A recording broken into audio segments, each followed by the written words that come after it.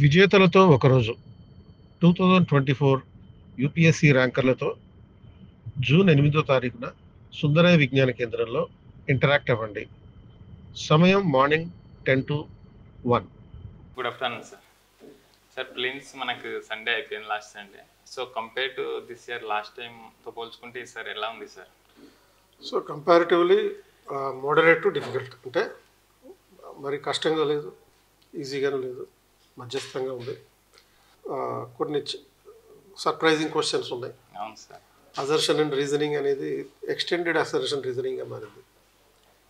ఒక assertion statement, ఒక reasoning statement కాకుండా రెండు అజర్షన్ స్టేట్మెంట్లు ఒక రీజనింగ్ స్టేట్మెంట్ ఇచ్చి క్వశ్చన్స్ అడిగారు. అవును సార్. సో కొంచెం అక్కడ అంటే క్వశ్చన్ ప్యాటర్న్ కొంచెం ఛాలెంజింగ్ అయింది కాబట్టి కొద్దిగా ఇబ్బంది పరిస్థితి. కాన్సెప్చువల్గా మాత్రం ఈజీయే. ఎన్సీఆర్టీ పుస్తకాల ఆధారంగానే క్వశ్చన్స్ అడిగారు కాబట్టి 85, 88 నుంచి 90 మధ్యలో కట్ ఆఫ్ ఉండే అవకాశం ఉంటుంది. సరే, సీసాట్ కూడా కొంచెం డిఫికల్టీ సీసాట్ డిఫికల్టీ అనేది బాగా పెరిగింది లాస్ట్ టైంతో పోల్చుకుంటే. కొంచెం అయితే ఇప్పుడు కట్ ఆఫ్ అనేది కొందరు 70కి తక్కువనే ఉంటుంది. సీసాట్ క్వాలిఫై అయిపోతే చాలు కాబట్టి కట్ ఆఫ్ జిఎస్ మీదే ఆధారపడి ఉంటుంది కనుక 85, 90 మధ్యలో వస్తే మెయిన్స్ ప్రిపరేషన్ స్టార్ట్ చేసేయచ్చు. మామూలుగా మనకు 2022 బ్యాక్ తీసుకుంటే ఎలిమినేషన్ ప్రాసెస్ అనేది ఎక్కువ ఉండే అప్పుడు. సో ఇప్పుడు కంప్లీట్గా ఎలిమినేషన్ కాకుండా నాలెడ్జ్ బేస్తో కానీ కరెంట్ అఫైర్స్, స్పోర్ట్స్, అది ఇంకొకటి 3 స్టేట్మెంట్ క్వశ్చన్స్ ఈసారి కొత్త ప్యాటర్న్ చేంజ్ చేసి, సో మళ్ళీ నెక్స్ట్ ఇయర్ కూడా అవే క్వశ్చన్స్ ఓన్లీ 1, ఓన్లీ 2 లాక్ అవే ఇంక్రీజ్ చేయొచ్చేస్తారు మళ్ళీ అట్లా. సో అంటే యూపీఎస్సీ ఎగ్జామినేషన్ ప్యాటర్న్ అనేది మారుతున్న పరిస్థితులకు అనుగుణంగా మారుతూ వస్తుంది కనుక ఎలిమినేషన్ టెక్నిక్ అనే దానికి రెలవెన్స్ లేదు ఈ రోజున. నాలెడ్జ్, సబ్జెక్ట్ నాలెడ్జ్ ఉంటేనే నువ్వు ఎలిమినేట్ చేయగలుగుతావు. కాబట్టి క్వశ్చన్ పేపర్ ప్యాటర్న్ బట్టి మన మెయిన్స్ ప్రిపరేషన్ కూడా మౌల్డ్ చేసుకోవాల్సిన అవసరం ఉంటుంది.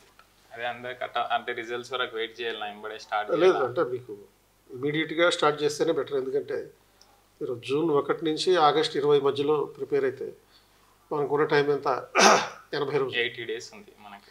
సో రిజల్ట్ కోసం వెయిట్ చేయడం అంటే ఇంకొన్ని రోజులు వేస్ట్ చేయడం కాబట్టి ఇమీడియట్గా మా ప్రిపరేషన్ మొదలైపోతే మంచిది. సో మన ప్రిపరేషన్కి మనకు స్కెడ్యూల్ అనేది ఎట్లా ఉండాలి సార్? 80 రోజుల్లో మనం చేయాల్సింది ఏంటంటే జిఎస్ పేపర్లు 4 ప్రిపేర్ అవ్వాలి. ఒక్కో దాంట్లో 5 సబ్జెక్టులు ఉన్నాయి ఆన్లైన్ యావరేజ్, అంటే అక్కడ 20 రకాల సబ్జెక్టులు అవి. ఆప్షనల్ ఉంది, తర్వాత జనరల్ ఎస్సే ఉంది. స్పెసిఫిక్గా జనరల్ ఎస్సే ప్రిపేర్ అవ్వాల్సిన అవసరం ఉంటుందా అంటే ఉంటుంది. కొంత టైం దానికి వెచ్చించి దాన్ని ప్రాక్టీస్ చేయాలి. సో ఇప్పుడు ఈ సబ్జెక్టులన్నింటినీ మనం 3 ఫేజులుగా డివైడ్ చేసుకోవాలన్నమాట. Okay. Phase 1 June, phase 2 July, తర్వాత phase 3 August 20 days. So phase 1 June 1 నుంచి 30th వరకు. ఓకే. దీంట్లో ఫౌండేషన్ రివిజన్, అంటే ఈ 80 రోజుల్లో రివిజనే ఉండాలి, కొత్తగా సబ్జెక్ట్ చదవడం అనేది కుదరదు. సో కాబట్టి ఆల్రెడీ ఎవరైతే బలంగా ప్రిలిమ్స్ లెవెల్లోనే ప్రిలిమ్స్ కమ్ మెయిన్స్ ప్రిపేర్ అయిపోయారో వాళ్ళు ఈ నెక్స్ట్ 80 daysలో ఎవరైనా మార్పు తీసుకురాగలుగుతారు. సో ఫౌండేషన్ రివిజన్ జరగాలి, ఆన్సర్ రైటింగ్ మొదలు పెట్టేయాలి. సో ఈ రెండు జరిగినప్పుడు అంటే మొత్తం మీకు ఆప్షనల్ పేపర్ 1 కంప్లీట్ అయిపోవాలి ఈ 1 monthలోనే.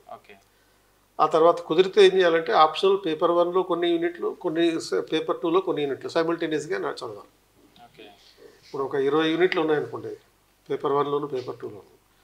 ఆ 20 యూనిట్లలో సపోజ్ 10 యూనిట్స్ జూన్లో అయిపోవాలి పేపర్ 1 నుంచి, 10 యూనిట్స్ పేపర్ 2లో అయిపోవాలి. అలాగే జూలైకి వచ్చేటప్పటికి 10 యూనిట్స్ కింద డివైడ్ చేసుకుని అవి కంప్లీట్ చేసుకోవాలి. సో ఇది ఇప్పుడంతా కూడా రివిజనే కనుక ఆన్సర్ రైటింగ్ మీదనే ఉండాలి కనుక ఆ ఫోకస్లో ప్రిపేర్ అవ్వడం మంచిది. సో ఫౌండేషన్ రివిజన్ జూన్లో అయిపోవాలి, including GS1, GS2, then optional paper 1. ఆ తర్వాత జూలైలో GS3, GS4 and optional paper 2 complete చేసి ఎస్ఏ ఇంటెన్సిఫికేషన్ జరగాలి. అండ్ ఆగస్ట్లో కంప్లీట్గా రివిజన్, రీరివిజన్, మాక్ టెస్టులు జరగాలి. సో 20 రోజుల పాటు. సో అలా చేసుకుంటే పర్ఫెక్ట్గా మనకి టైం సెట్ అవుతుంది. సార్ మనకు ఇప్పుడు ర్యాంక్ రావాలి మెయిన్స్ ఎలా అంటే ఒక ఎస్ఏ, ఎథిక్స్, ఆప్షనల్, ఈ 3 ఇంపార్టెంట్ అంటారా సార్? మిగతా చాలా మంది అదే ప్రమోట్ ఎక్కువ మనం ఇనీషియల్ ప్రిపరేషన్లో ఉన్నప్పుడు దీని మీద ఫోకస్ చేస్తే మంచిది.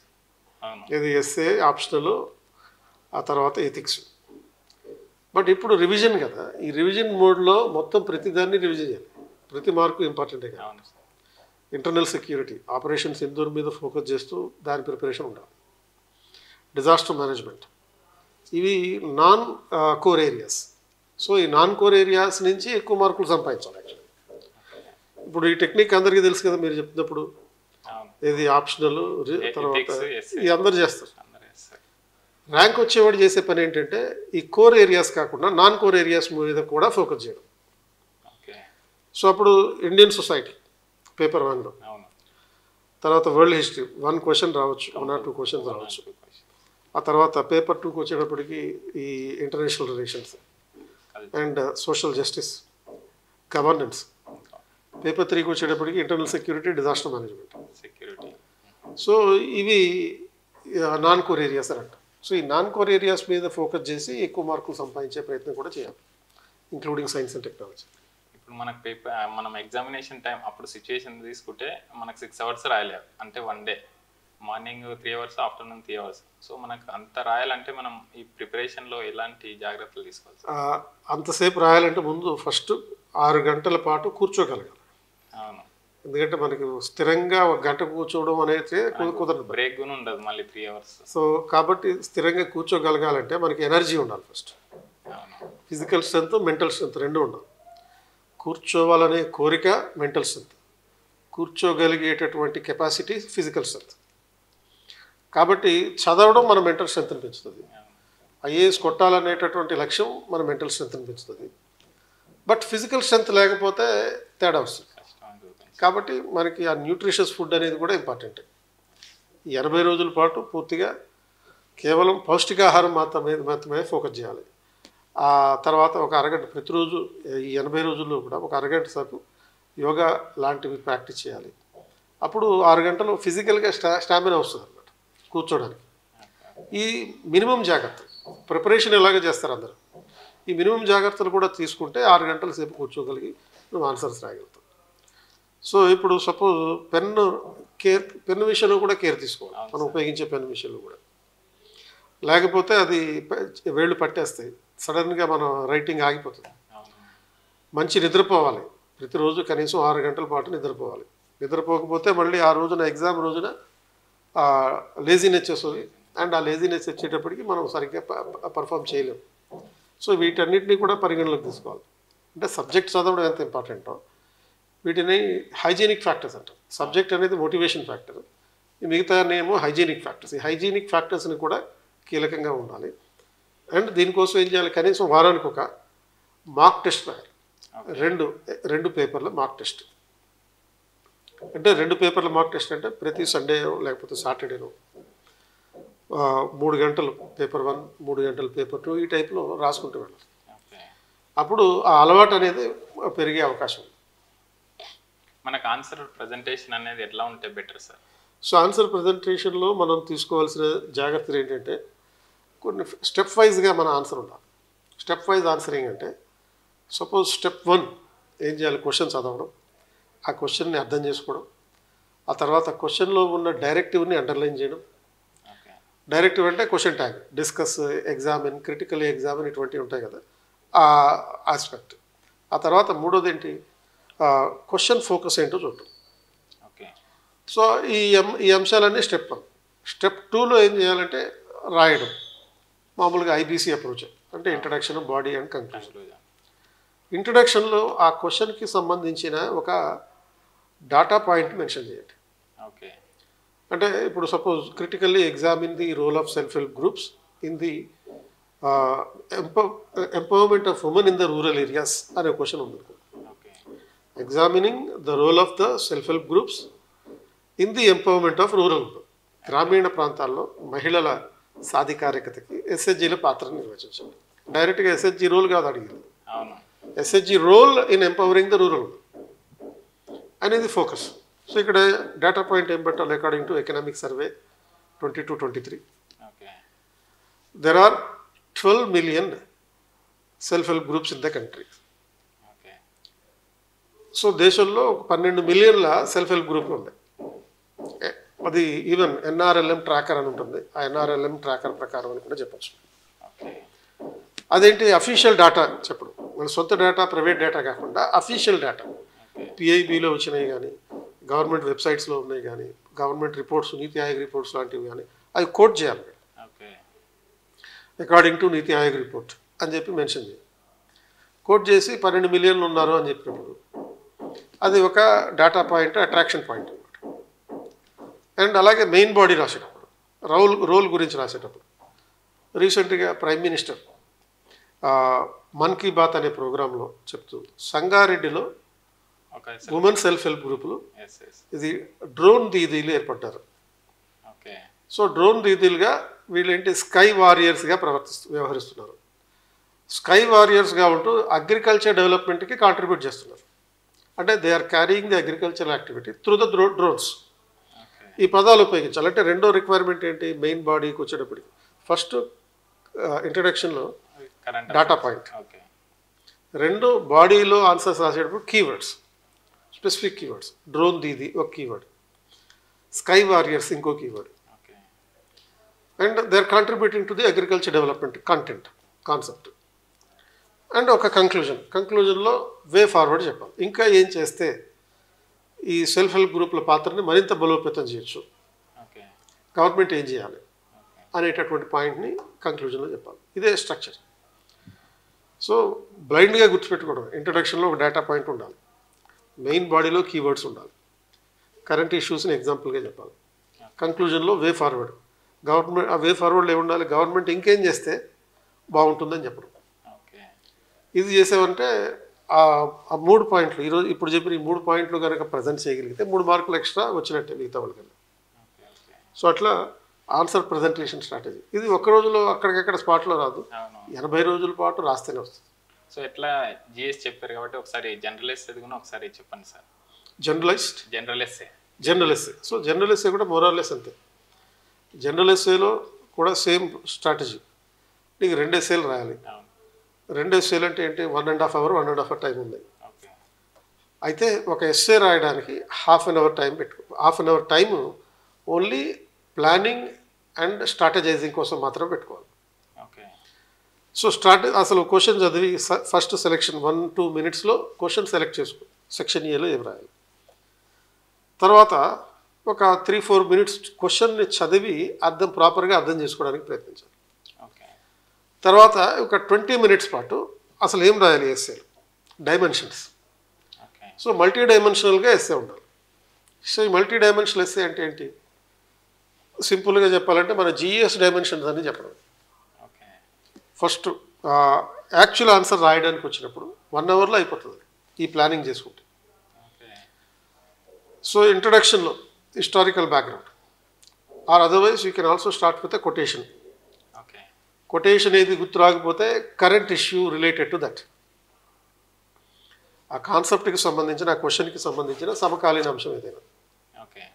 అంటే ఇప్పుడు సపోజ్ ఈ ఇంట్రడక్షన్ రాసేటప్పుడు ప్రిలిమ్స్లో సిలబస్ ఎలా అయితే ఉందో ఆ డైమెన్షన్స్ అన్నీ రాశారు.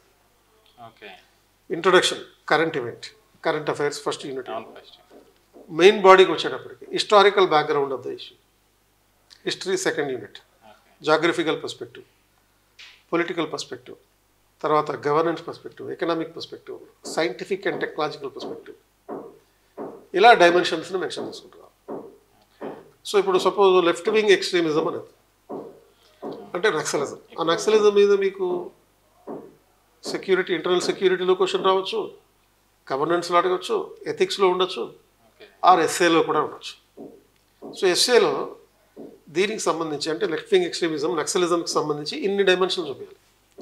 హిస్టారికల్గా ఎప్పుడు మొదలైంది, 1969లో ఆ నక్సల్బరీ ప్రాంతంలో. కరెంట్ డెవలప్మెంట్ ఏం చెప్తావు, ఆపరేషన్ కగార్ గురించి చెప్పచ్చు. అదే ఇంట్రడక్షన్లో ఆపరేషన్ కగార్ అనే కాన్సెప్ట్ కనుక, ఆ వర్డ్ కనుక, కీవర్డ్ కనుక పెడితే definitely it will be arresting introduction theme. Main బాడీకి వచ్చేటప్పటికి హిస్టారికల్ బ్యాక్గ్రౌండ్, వెస్ట్ బెంగాల్ 1969, నక్సల్బరీ, ఈ 3 పదాలు రావాలి. తర్వాత జాగ్రఫికల్ బ్యాక్గ్రౌండ్, ఏ ప్రాంతాల్లో నక్సలిజం స్ప్రెడ్ అయ్యి ఉంది. అండ్ తర్వాత ఎకనామిక్ బ్యాక్గ్రౌండ్, దీనివల్ల కలిగే అంటే దీని ఇంపాక్ట్, ఎకనామిక్ ఇంపాక్ట్ ఎలా ఉంటుంది నక్సలిజం కారణం. దీని మీద పొలిటికల్ ఆస్పెక్ట్స్, దీన్ని డీల్ చేయడానికి పొలిటికల్గా ఏ కారణాలతో అది వచ్చింది, అండ్ తర్వాత ఒక సోషల్ డైమెన్షన్, తర్వాత ఒక గవర్నెన్స్ పర్స్పెక్టివ్, ప్రభుత్వం దీన్ని అణిచివేయడానికి చేపట్టిన చర్యలు ఏంటి. అప్పుడు అక్కడ రాసేటప్పుడు కంపల్సరీగా ఇది ఉండాలి, ఇది మార్చ్ 31, 2026 నాటికి ఇది అంతం చేస్తామని అనేటటువంటి పర్స్పెక్టివ్ ఉండాలి. సో అట్లా డైమెన్షన్స్ రాసుకుంటాం. టెక్నాలజీ డైమెన్షన్ ఏంటి, దీన్ని హ్యాండిల్ చేయడానికి ఎలాంటి టెక్నాలజీని ఉపయోగిస్తున్నారు, డ్రోన్లు ఉపయోగిస్తున్నారు. తర్వాత కల్చరల్ పర్స్పెక్టివ్ రాయి. కల్చరల్ పర్స్పెక్టివ్ అంటే ఈ మెయిన్ కల్చర్లో, పాపులర్ కల్చర్లో నక్సలిజం ఏ విధంగా వస్తుంది. పాపులర్ కల్చర్ అంటే ఏంటి, సినిమాల్లో నక్సలిజం చూపిస్తారు, అది ఎలా మారుతూ వచ్చింది. 1980s, 90sలో నక్సలిజంకి సపోర్ట్గా సినిమాలు వచ్చాయి. తర్వాత నక్సలిస్ట్కి తర్వాత గవర్నమెంట్కి మధ్యస్థంగా ఉండేటట్టుగా సినిమాలు తీశారు, ఒక బ్యాలెన్స్డ్గా ఉండాలంటే తీశారు. బట్ గత 10 సంవత్సరాల్లో వచ్చిన నక్సలైట్ సినిమాలు చూస్తే పూర్తిగా నక్సల్ వ్యతిరేక సినిమాలు వస్తుంది, నక్సల్ని అణిచివేసే విధంగా సినిమాలు వస్తుంది. అంటే ఒకవైపు గవర్నమెంట్ పాలసీ ఎలా ఉంటుందో సినిమాలు కూడా అలాగే ఉంటాయి, దాన్ని రిఫ్లెక్ట్ చేస్తూ. ఇది పాపులర్ కల్చర్. అంటే ఈ టైం లైన్ కనుక నువ్వు మెన్షన్ చేసావు అనుకో, definitely that will be different from the rest. సినిమాల్లో నక్సలిజం అనే పాయింట్ పెట్టడం, ఎందుకంటే నక్సలైట్ల కాన్సెప్ట్ ఆధారంగా వందల కొద్ది సినిమాలు వచ్చినాయి దేశంలో. దంతెవాడ అనే ఒక సినిమా వచ్చింది మోస్ట్ రీసెంట్గా. అందులో ఎలా ఉంది అంటే నక్సలైట్లకి పూర్తిగా వ్యతిరేకంగానే ఉంది, ఒక బ్యాలెన్స్గా. ఇప్పుడు సపోజ్ రక్త సింధూరం అనే ఒక సినిమా ఉంది తెలుగులో, అక్కడ ఏం చెప్పారు, బ్యాలెన్స్గా చెప్పారు. నక్సలైట్లకి హక్కులు ఉంటాయి, గవర్నమెంట్లో ఉండే పోలీసులకి హక్కులు ఉంటాయి, ఇలా బ్యాలెన్స్ ఇటువంటి వద్దు. ఇప్పుడు ఉన్నటువంటి ట్రెండ్ వేరేగా ఉంది. ఈ ట్రెండ్ ఎందుకు మారుతుంది అంటే పాలసీ కారణంగా. కాబట్టి ఇటువంటి డైమెన్షన్ ఉంది. ఇప్పుడు సపోజ్ ఎకనామిక్ డైమెన్షన్ చెప్పాడు, నక్సలిజంలో ఉండే వ్యాపారం ఏంటి అంటే ఆయుధాల వ్యాపారం జరుగుతుంది. నక్సలైట్లకి విదేశాల నుంచి నిధులు వస్తుంటాయి, ఐఎస్ఐఎల్ నిధులు వస్తుంటాయి, గతంలో ఎల్టీటీఈ నుంచి సపోర్ట్ ఉండేది. సో ఇటువంటి వ్యవహారాలన్నీ ఇందులో ఉండేటటువంటి డైమెన్షన్, ఒక మోరల్ పర్స్పెక్టివ్ రాయడం, ethical point of view. So ఇట్లా రాస్తే అది ఒక కాంప్రహెన్సివ్ ఎస్సే అవుతుంది. సార్ మాకు ఇప్పుడు తెలుగు మీడియంలో ఇప్పుడు 20కి 20 క్వశ్చన్స్ రాయాలి, చాయిస్ అనేది ఏమి ఉండదు. సో 20 పాసిబుల్ అవుతుందా సార్ మనకి? 3 రాయాలి, అదే ప్రాక్టీస్ మీదే ఉంటుంది. ఇప్పుడు ఈ మీడియంతో సంబంధం లేదన్నప్పుడు ఇంగ్లీష్ మీడియంలో రాసేవాళ్ళు అన్ని 20కి 20కి ఎందుకు రాస్తున్నారు, వాళ్ళు రాయడమే అలవాటు ఆ భాషలో. సో మనం కూడా అంతకు మించి ప్రయత్నం చేస్తే, ఇప్పుడు జనరల్గా తెలుగు మీడియం అభ్యర్థులకి రాయడం అలవాటు తక్కువ ఉంటుంది, రాయరు, ఎగ్జామ్లోనే డైరెక్ట్గా రాసేస్తారు. దానివల్ల ఆ భాష కారణంగా స్పీడ్ తగ్గట్లే, రాయకపోవడం వల్ల స్పీడ్ తగ్గుతుంది, ప్రాక్టీస్ చేయకపోవడం వల్ల స్పీడ్ తగ్గుతుంది. అది ఏదైనా కానీ అదే భాష, అయ్యే స్ట్రోక్స్ ఉంటాయి. కాబట్టి ఇప్పుడు సపోజ్ బి రాయాలి, డి రాయాలి, సి రాయాలి, ఇవన్నీ స్ట్రోక్స్ వంకరగానే ఉంటాయి కదా తెలుగు అక్షరాల్లో. మరి అది అక్కడ జరుగుతున్నప్పుడు ఇక్కడ ఎందుకు జరగట్లేదంటే ప్రాక్టీస్ లేకపోవడం. సో ఆ ప్రాక్టీస్ పెంచుకుని స్పీడ్ పెంచుకునే ప్రయత్నం చేయడం తప్ప ఇంకా రెండో ఆల్టర్నేటివ్ లేదు. లాంగ్వేజ్ డిస్క్రిమినేషన్ ఏమి ఉండదా సార్? ఇక్కడ గ్రూప్ 1లో తెలుగు మీడియం ఇంగ్లీష్ మీడియం కొద్దిగా కాంట్రవర్సీ ఉంది, మనకు యూపీఎస్సీలో అట్లా ఏమి ఉండదా సార్? గ్రూప్ 1లో కాంట్రవర్సీ మన సొంత కాంట్రవర్సీ, కమిషన్ కాంట్రవర్సీ క్రియేట్ చేసిన కాంట్రవర్సీ కాదు. సో సివిల్స్లో కూడా ఇప్పుడు సపోజ్ ఇంకా ఒక రకంగా చెప్పాలంటే తెలుగు మీడియంకి అనుకూలంగా ఉంటుంది అనుకోవాలి. ఎందుకని తెలుగు మీడియం పేపర్ ఎవాల్యుయేషన్ చేసేది ఎవరు, తెలుగు వాళ్ళే. కాబట్టి అనుకూలంగా మార్కులు ఎప్పుడు వేస్తారు, ఆ కీకి ఫిట్ అయ్యే విధంగా నీ ఆన్సర్ ఉంటుంది. So if the key is different and your answer is different, కంప్లీట్గా డిఫరెంట్గా ఉందనుకో వాళ్ళు మార్కులు లేరు కదా. నువ్వు అది గ్రూప్ 1లో అయినా సరే యూపీఎస్సీలో అయినా సరే కీకి అనుగుణంగా నీ ఆన్సర్ ఉండాలంటే ఆ రకంగా ఉండేటట్టుగా ఇప్పుడు చెప్పినటువంటి పద్ధతిలో నీ ఆన్సర్ రైటింగ్ ప్రాక్టీస్ ఉండాలి. ఈ ప్రాక్టీస్ 80 రోజుల పాటు, రోజుకు 3 గంటల పాటు చేయి. అంటే కనపడేది 80 రోజులే, బట్ రోజుకి నువ్వు 14 గంటలు చదివావు అనుకో, 80 × 14 ఆల్మోస్ట్ 1000 గంటలు నీ దగ్గర ఉంది. అందులో 14 గంటల్లో 3 గంటలు రైటింగ్ ప్రాక్టీస్ పెట్టుకో, వీక్లీ 6 గంటలు పెట్టుకో. అప్పుడు ఎంత అవుతుంది, 80 × 3 గంటలు 240 నుంచి 260 గంటల వరకు నీకు ఆన్సర్ రైటింగ్ చేసేవనుకో, ఎంత ఫ్లో, ఎంత స్పీడ్ అవుతుంది ఆన్సర్ రైటింగ్ ఫ్లో అనేది. కాబట్టి ఆ కమిట్మెంట్ తోటి, అంటే నేను 3 గంటలు ఆన్సర్ రాయాలా అనే కష్టం ఫీల్ అయ్యామనుకో, రాయలేదు. ఇప్పుడు సపోజ్ ఒక అబ్బాయి ఒక అమ్మాయి కోసం బస్ స్టాప్లో వెయిట్ చేస్తాడు, ఆ అమ్మాయి 2 గంటలు లేట్ వస్తుంది. ఫీల్ అవుతాడు? అది ఫీల్ కాడు. అంటే ఆ ఫీలింగ్ ఉండకూడదు మనకి. నేను 3 గంటలు ఆన్సర్ రాయాలి అనే ఫీలింగ్ ఉండకూడదు. ఆ ఫీలింగ్ లేనప్పుడు నువ్వు అమ్మాయి కోసం ఎందుకు వెయిటింగ్ చేస్తావు? అమ్మాయిని ప్రేమిస్తున్నావు కాబట్టి. ఇక్కడేం చేయాలి? ఈ రైటింగ్ని ప్రేమించాలి. ఎప్పుడైతే నువ్వు ప్రేమించావో అది ఇబ్బంది కాదు, అది కష్టం కాదు, ఇష్టం అవుతుంది అనమాట. సార్ మన క్వశ్చన్స్ లైక్ లాస్ట్ ఎగ్జామైన్ కానీ, ఎవాల్యుయేట్ కానీ, ఎక్స్ప్లెయిన్ కానీ, డిస్కస్ వీటి పైన ఫోకస్ చేయాలి సార్? మామూలుగా జనరల్ మనం రాసుకుంటే వెరీ నారో డిఫరెన్స్ ఉంటుంది వీటికి. ఇప్పుడు నీకు క్వశ్చన్ ఫస్ట్ ఫండమెంటల్గా క్వశ్చన్లో అడిగిన అంశం ఏంటి అనేది ఫోకస్ ఏరియా. క్వశ్చన్ ట్యాగ్, ఈ డిస్కస్, ఎగ్జామిన్ ఇటువంటి అనేది డైరెక్ట్ అంతే. ఇప్పుడు ఆ ఒక్క పదం వల్ల మొత్తం ఆన్సరే చేంజ్ ఆన్సర్ ఏం చేంజ్ కాదు. ఇప్పుడు suppose discuss the role of self help groups అన్న, examine the role of self help groups అన్న, role of self help groups in promoting the women empowerment in the rural areas comment అన్న, concept అదే కదా. ఆ కంటెంట్లో present చేయాల్సినటువంటి weightage మారుతుంది అనమాట. Discuss అన్న అనుకో, ప్రోజ్ అండ్ కాన్స్ రాయాలి, అనుకూల వాదనలు ప్రతికూల వాదనలు సమానంగా రాయాలి, ఒక సజెషన్ ఇవ్వాలి. కమెంట్ అన్నప్పుడు కూడా అంతే, అనుకూల వాదనలు ప్రతికూల వాదనలు రాసి ఒక కంక్లూజన్లో నీ అభిప్రాయం చెప్పాలి. కమెంట్ అనే దానికి నీ అభిప్రాయం చెప్పాలి. నీ అభిప్రాయం చెప్తూ ఎలా ఉండాలి, అది వే ఫార్వర్డ్ రూపంలో ఉండాలి. సో ఎగ్జామిన్ అన్నా అంతే, క్రిటికల్లీ ఎగ్జామిన్ అన్నా అంతే. క్రిటికల్ ఎగ్జామిన్ మనం క్రిటిసైజ్ చేయడం అలాగా అవుతుందా సార్ క్వశ్చన్? అదే ఎగ్జామిన్ అన్న. ఇప్పుడు ప్రోజ్ అండ్ కాన్స్ అన్నాం కదా. కాన్స్ అంటే ఏంటి? ప్రతికూల వాదనలు. అంటే దానికి ఇంకో వాదం ఏంటి? విమర్శించడం. సేమ్ క్రిటికల్ ఎగ్జామిన్ అన్నా, ఓన్లీ ఎగ్జామిన్ అన్నా అంతే. ఎగ్జామిన్ అంటే ఇప్పుడు సపోజ్ బ్లడ్ టెస్ట్ చేస్తాం, రక్త పరీక్ష చేసినప్పుడు పరీక్షించు అని చెప్పి నీ రక్తం ఇస్తున్నావు. అప్పుడు ఇచ్చినప్పుడు పాజిటివా నెగిటివా అని చెప్పి వాడు పరీక్షిస్తాడు. సో పరీక్షించడం అంటే అది యాక్చువల్గా పరీక్షించుము అన్నప్పుడు ఒక కాన్సెప్ట్ని అనుకూలంగా ప్రతికూలంగా డిఫైన్ చేయడం, చేసి కంక్లూజన్ చెప్పడం. అది సార్ మనము టెస్ట్ సిరీస్తో ఫాలో అవ్వడం బెటరా సార్? మనం ఓన్గా నోట్స్ 80 డేస్లో టెస్ట్ సిరీస్ రాయాలి కంపల్సరీగా. ఒక టెస్ట్ సిరీస్ పెట్టుకుంటే బేసిక్గా మీ నోట్స్ తయారు చేసుకోవాలి. ఓకే, మీ నోట్స్ తయారు చేసుకుంటూ మీ అంతటా మీరు ప్రిపేర్ అయితే ఏమవుతుంది, ఓన్లీ మీ పాయింట్ ఆఫ్ వ్యూలోనే మీ విజన్ ఉంటుంది. ఓకే, టెస్ట్ సిరీస్ రాస్తే డిఫరెంట్ పర్స్పెక్టివ్లో మీ విజన్ని కన్వర్ట్ చేయడానికి అవకాశం ఉంటుంది. సో ఆ ట్రాన్స్ఫర్మేషన్ కోసం, ఆ వేరియేషన్ కోసం టెస్ట్ సిరీస్ అనేది అవసరం. సార్ ఇప్పుడు మనం ఒక ఆన్సర్ రాస్తాం, దానికి మంచి అన్ని కరెంట్ అఫైర్స్, ఫ్లోచార్ట్స్ అన్నీ వేస్తాం, కానీ ఇది మనకు కాన్ఫిడెన్స్ రాదు. అంటే ఇది మన ఆన్సర్ మనది కరెక్టేనా కాదా అని. అంటే ఎవరో ఒకరు ఫీడ్బ్యాక్ ఇస్తే తప్ప మనం దాన్ని నమ్మం మనం. సో మనం మనం ఎవాల్యుయేట్ చేయాలంటే ఎలా చేసుకోవచ్చు? అంటే మనకి సెల్ఫ్ ఎవాల్యుయేషన్ తోటి ఇదే ప్రాబ్లం. ఇది బయాస్ ఉంటుంది, బాగుంటుందనో లేకపోతే బాగాలేదనో ఆ బయాస్ ఉంటుంది. కాబట్టి టెస్ట్ సిరీస్ రాయడం అనేది కూడా అందుకనే. ఆ సెల్ఫ్ బయాస్ లేకుండా ఒక న్యూట్రల్ ఎవాల్యుయేషన్ కోసం కంపల్సరీగా టెస్ట్ సిరీస్ అనేది అవసరం. సో సెల్ఫ్ ఎవాల్యుయేషన్ అయితే అయ్యే పరిస్థితి కాదు, పీర్ ఎవాల్యుయేషన్ నేర్చుకోవచ్చు. పీర్ ఎవాల్యుయేషన్ అంటే ఏంటి? మీరు ఆన్సర్ రాసి ప్రిపేర్ అవుతున్న మరొక అభ్యర్థికి, మీ ఫ్రెండ్కి ఎవరికో అప్పచెప్పి దాన్ని ఎవాల్యుయేషన్ చేయాలి. న్యూట్రల్గా మొహమాటం లేకుండా ఎవాల్యుయేట్ చేయాలి. మంచి ఉంటే మంచి, చెడు ఉంటే చెడు, రెండు చెప్పగలగాలి ఫీడ్బ్యాక్ విషయం. సార్ మనకు క్వాలిటీ కానీ దీంట్లో కాంప్రమైజ్ ఎట్లుంటుంది సార్? కంటెంట్ కానీ క్వాలిటీ కానీ, అంటే ఇప్పుడు వితిన్ 80 డేస్లో మనం ఇంప్రూవ్ చేయాలంటే ఎట్లా ఆన్సర్? ఇదే ఇప్పుడు చెప్పినటువంటి వాల్యూ ఎడిషన్స్. క్వాలిటీ ఇంప్రూవ్మెంట్ అంటే వాల్యూ ఎడిషన్. లేదంటే డయాగ్రామ్స్ కానీ, ఫ్లో చార్ట్స్ కానీ, ఇందాక చెప్పిన data presentation, statistical presentation, keywords రావడం, ఆ సబ్జెక్ట్ రిలేటెడ్గా ఉండే కీవర్డ్స్ రాయడం.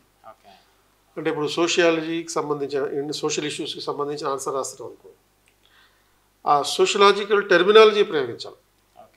క్యాస్టిజంకి సంబంధించి ఏదైనా రాసేటప్పుడు చాజ్మానీ ఇన్స్టిట్యూషన్ అనే పద్ధతి, ఆ వర్డ్ కనుక రాస్తే ఆ ఆన్సర్కి కొంచెం వాల్యూ ఎక్కువ ఉంటుంది, వాల్యూ అడిషన్ చేసాం. గవర్నెన్స్ రాసేటప్పుడు పబ్లిక్ అడ్మినిస్ట్రేషన్ టెర్మినాలజీ రాయాలి. పాలిటీ రాసేటప్పుడు ఆర్టికల్స్ ఉండాలి, అమెండ్మెంట్స్ ఉండాలి, సుప్రీంకోర్టు జడ్జిమెంట్, కేస్ లాస్ ఉండాలి. సైన్స్ అండ్ టెక్నాలజీ రాసేటప్పుడు ఆ అప్లికేషన్కి సంబంధించినటువంటి టెర్మినాలజీ ఉపయోగించాలి. అండ్ తర్వాత ఎకానమీ రాసేటప్పుడు సర్వేలో ఉండే పదాలు ఉపయోగించాలి, ఎకనామిక్ సర్వే పదాలు ఉపయోగించాలి, రిపోర్ట్స్లో పదాలు ఉపయోగించాలి. ఆ టెర్మినాలజీ ఉపయోగించడం కీవర్డ్స్ అని అంటారు. తర్వాత డయాగ్రామ్స్. కొన్ని విస్తృతమైన సమాచారాన్ని ఒక స్పైడర్ డయాగ్రామ్లో వేయాలి. స్పైడర్ డయాగ్రామ్ అంటే ఒక రౌండ్ వేసి దాంట్లో మధ్యలో కాన్సెప్ట్ పెట్టి దానికి ఒక వింగ్స్ లాగా పెట్టేసి వేయడం అనమాట. అప్పుడు ఆ spider diagram will improve your answer quality. ప్రతి క్వశ్చన్కి డయాగ్రామ్స్ ఉంటుంది. సో అక్కడక్కడ వేయాలి, అవసరమైన చోట. ఇప్పుడు ఎకానమీలో వేయచ్చు, ఒక గ్రాఫ్ వేయచ్చు. ఒక డేటా ప్రజెంటేషన్ చేసేటప్పుడు ఒక 10 సంవత్సరాల జనాభా లెక్కలు ఒక గ్రాఫ్ రూపంలో వేయి, instead of writing in a paragraph. అలా సైన్స్ అండ్ టెక్నాలజీ రాసేటప్పుడు ఒక రాకెట్ గురించి వేసేటప్పుడు సపోజ్ చంద్రయాన్ 3 ఆ బొమ్మ, చంద్రయాన్ శాటిలైట్ బొమ్మ వేసేయాలి. దాంట్లో భాగాలు ఇవి అని చెప్పేసి దాని అడ్వాంటేజెస్ ఏంటి. సో అప్పుడు ఆ బొమ్మ వేసి అడ్వాంటేజెస్ రాసినప్పుడు కొంచెం అడిషనల్ అట్రాక్షన్ ఉంటుంది. సార్ మన దగ్గర ఏదైనా టెస్ట్ సిరీస్ స్టార్ట్ అయిందా సార్? సో మన దగ్గర పాంచజన్య అనే టెస్ట్ సిరీస్ ఉంది, అలాగే పొలిటికల్ సైన్స్కి PSIR టెస్ట్ సిరీస్ ఉంది. సో ఈ రిక్వైర్మెంట్ ఈ 80 రోజుల షెడ్యూల్ ప్రకారం ఈ టెస్ట్ సిరీస్ ఏర్పాటు చేశాం. సార్ ఇంకేమన్నా మీరు ఆస్పిరెంట్స్కి ఏదైనా చెప్పాలా? సో ఇదే ఫండమెంటల్గా ఆస్పిరెంట్స్ 80 రోజుల్లో ఓన్లీ 80 రోజులే కదా అని చెప్పి ఇగ్నోర్ చేయాల్సిన అవసరం లేదు. రోజుకి 14 గంటలు చదవాలి. అంటే ఈ 14 గంటలు చదవగా ప్రిపేర్ అవ్వగా ఇంకో 10 అవర్స్ మీకు ఎలాగ ఉంది. ఆ 10 అవర్స్లో 6 అవర్స్ పడుకోవచ్చు, ఒక అరగంట ఎక్సర్సైజ్ చేయొచ్చు, ఇంకో అరగంట రిలాక్స్ అవ్వచ్చు, ఇంకో 3 గంటలు ఇతర యాక్టివిటీస్ చేసుకోవచ్చు, ఏమైనా చేసుకోవచ్చు. 10 గంటలు మీ సొంతం 80 రోజులు ఏమైనా చేయండి. 14 గంటలు మాత్రం చదువుకోండి. ఈ 14 గంటల్లో 3 గంటలు కంపల్సరీగా at the end of the day అంటే ఈవినింగ్ టైంలో రైటింగ్ ప్రాక్టీస్ చేయాలి. 1 అవర్ మీరు రైటింగ్ చేసిన దాన్ని మీ సెల్ఫ్ ఎవాల్యుయేషన్ చేయాలి. 10 గంటలు చదవాలి. 10 గంటలని మళ్ళీ ఎలా డివైడ్ చేసుకోవాలి అంటే ఒక 3 అవర్స్ ఆప్షనల్, ఒక 4 అవర్స్ GS1 GS2 అండ్ ఇంకో 2 అవర్స్ GS3, అట్లా 3 GS పేపర్లు 6 గంటలు, ఆప్షనల్ 4 అవర్స్, ఇలా డివైడ్ చేసుకుని ప్రిపేర్ అయితే కాంప్రహెన్సివ్గా మన ఎగ్జామినేషన్కి సంబంధించినటువంటి షెడ్యూల్కి సెట్ అవుతుంది.